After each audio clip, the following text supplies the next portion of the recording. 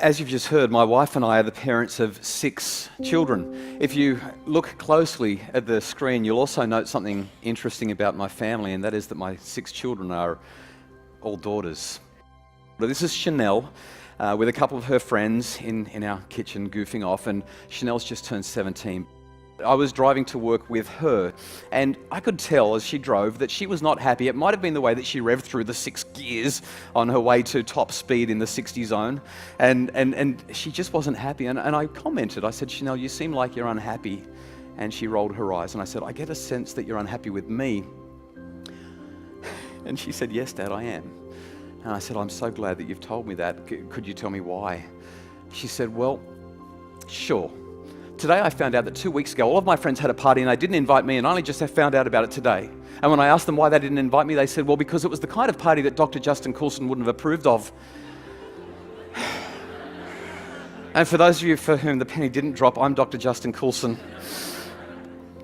And straight away I felt so bad for her. I thought, oh my goodness, my parenting is causing my daughter to be ostracized and isolated and to feel horrible and to miss out on opportunities to be with her friends. But do I want her to have those opportunities? And I looked at her and I said, you know, if they didn't invite you to a party that I wouldn't approve of, it sounds like there probably were a few things going on that are not consistent with our values. Was there alcohol being consumed and potentially misused? She said, yes. I said, were there other drugs being consumed and potentially misused? She said, almost certainly. I said, were people disappearing into rooms for intimate encounters that they may or may not regret the next day? She said, possibly. I said, well, I'm really glad you weren't there. And so I said, do we need to revisit the rules? She looked at me, she said, Dad, I know why we have the rules. I've been part of the conversations, remember? I said, okay. I said, I want to ask you a tough question. You're nearly an adult. You're a year and a bit off being an adult. Now, I think these are good rules, but do we need to rethink the rules?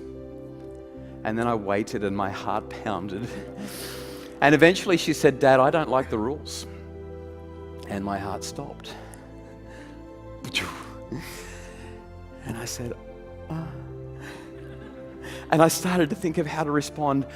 And as I was thinking, she jumped in and added something else for me. She said, right now, Dad, I don't like the rules one little bit. But they're good rules. I think we should keep them. This is the kind of line that every parent dreams of hearing from their kids. The heavens opened and the angels started singing, and I just wanted to hug her. I was like, yes. If you paid attention to the story, you don't get it by saying, well, damn it, they're good rules and I expect that you will keep them. That's part of being in this family. That's called control. And that's not how we get to this point. Instead, we get it through this thing called autonomy. Force creates resistance. But great relationships build autonomy, which allows us to leverage trust, which builds massive influence. Thank you.